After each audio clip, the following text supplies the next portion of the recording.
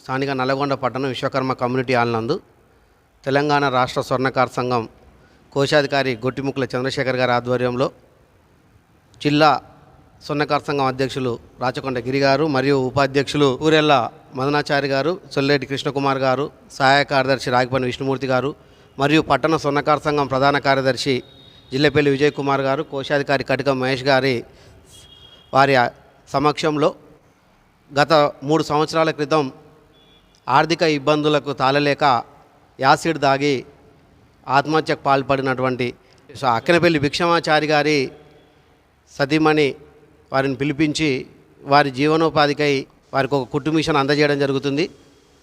గత కొన్ని రోజులుగా మన రాష్ట్రంలో ఉన్నటువంటి ఎవరైతే నిరుపేద స్వర్ణకారులు ఈ కార్పొరేట్ వ్యవస్థలతో పోటీ పడలేక ఇవాళ కుటుంబాన్ని పోషించుకోలేక ఆత్మహత్యలకు పాల్పడుతున్నటువంటి కొన్ని కుటుంబాలకు సంబంధించినటువంటి ఒక డేటా మేము తయారు చేసుకోవడం జరిగింది. నేను మరి మా కొంతమంది సభ్యులు అందరం కలిసి ఒక టీం వర్క్ చేస్తూ ఉన్నాం. అందులో భాగంగా ఈ అక్కనపల్లి సంబంధించిన రామన్నపేటకు సంబంధించినటువంటి ఈ అక్కనపల్లి నరసమ్మ గారు పిలిపించుకొని వారికి మా వంతు మా టీం ద్వారా కొంత జీవనోపాధికని మేము కృషి చేస్తూ ఉన్నాం. ఈ యొక్క విషయం తెలియగానే మా టీం సభ్యులైనటువంటి రాష్ట్ర స్వర్ణకార సంఘం సలహాదారులు మహబూబ్నగర్ వాస్తవులైనటువంటి తల్లో శేఖరాచారి గారు వారు స్వయంగా ఈ కుటుంబానికి ఒక కుట్టు మిషన్ని వారు అందియడం జరిగింది. అట్లాగే ఇవాళ రాష్ట్రంలో గత తెలంగాణ ప్రభుత్వం ఏర్పాటు జరిగిన కాంచి గత 10 సంవత్సరాలుగా అనేక మంది స్వర్ణకారులు ఈ యొక్క కార్పొరేట్ వ్యవస్థలకు పోటీ పడలేక వృత్తిని సాగించలేక కుటుంబంతో సహా సామూహిక కుటుంబం ఆత్మహత్యలు చేసుకుంటూ ఉన్నారు. భార్య భర్త పిల్లలతో సహా అనేక మంది చనిపోతూ ఉన్నారు. ప్రభుత్వం కూడా గత 10 సంవత్సరాలుగా ఉన్నటువంటి తెలంగాణ ప్రభుత్వం బీఆర్ఎస్ ప్రభుత్వం కూడా స్వర్ణకారులని ఏమాత్రం పట్టించుకోలేదు. కనీసం ఇప్పుడున్న గవర్నమెంట్ అయినా సరే ఈ స్వర్ణకారుల జీవన స్థితిగతుల మీద ఒక అధ్యయన కమిటీ వేసి ఈ ఆత్మహత్యలు ఆకలి చావులు ఎందుకు జరుగుతున్నాయో ఒక నివేదికను కూడా తయారు చేయాల్సినటువంటి అవసరం ఇవాళ ఉన్నటువంటి ప్రభుత్వానికి ఉన్నది.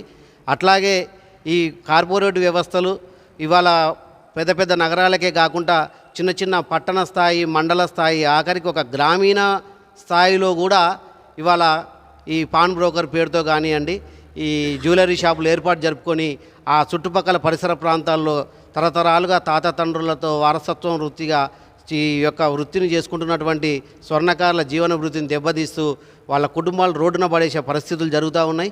కాబట్టి ప్రభుత్వం వెంటనే స్పందించి ఈ స్వర్ణకారుల వృత్తిపై ఒక అధ్యయన కమిటీ వేసి వాళ్ళ యొక్క జీవన స్థితిగతులను తెలుసుకొని స్వర్ణకారులకు ఒక ప్రత్యామ్నాయ ఉపాధి కూడా కల్పించాల్సినటువంటి అవసరం ఈ ప్రభుత్వానికి ఉందని మేము డిమాండ్ చేస్తూ, ముఖ్యంగా ఎవరు కూడా అధైర్యపడి ఆత్మహత్యలకు పాల్పడకూడదు. ఏదున్నా సరే స్థానిక సంఘాలు ఉన్నాయి. స్థానిక పట్టణ మండల స్థాయి నుంచి జిల్లా రాష్ట్ర స్థాయి వరకు సంఘాలు ఉన్నాయి. స్థానిక సంఘాలని స్థానిక అధ్యక్షులని కానివ్వండి కలవండి. ఏదున్నా సరే మీకోసం మేము రాష్ట్ర స్థాయిలో అందరం కూడా ముందుకు వస్తాము. దయచేసి తొందరపడి ఆత్మహత్యలకు పాల్పడి ఇవాళ కుటుంబాలను ఇబ్బంది పరచొద్దు. చంద్రమౌళిగా మన ఈ భిక్షపతి గారు వారు ఆ విధంగా చేసుకోవడం వల్ల వారి భార్య ఒక్కటి ఏం దిక్కుచోదని స్థితిలో పిండి వంటలు చేసుకొని ఆ యొక్క రామన్నపేట సెంటర్లో ఆ పిండి వంటలను అమ్ముకుంటూ ఆమె జీవనం సాగిస్తుండేది. ఆరోగ్యరీత్యా కూడా కొంత ఆమెకు ప్రాబ్లమ్స్ ఉండడం వల్ల ఆమె చాలా ఇబ్బందులకు గురవుతుంది.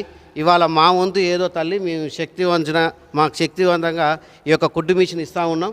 మీరు దాంతోపాటు ఇంతో అంతో ఏదో సంపాదించుకొని వారి జీవన వృత్తికి తోడ్పాటు జరుగుద్ది అనుకుంటున్నాం.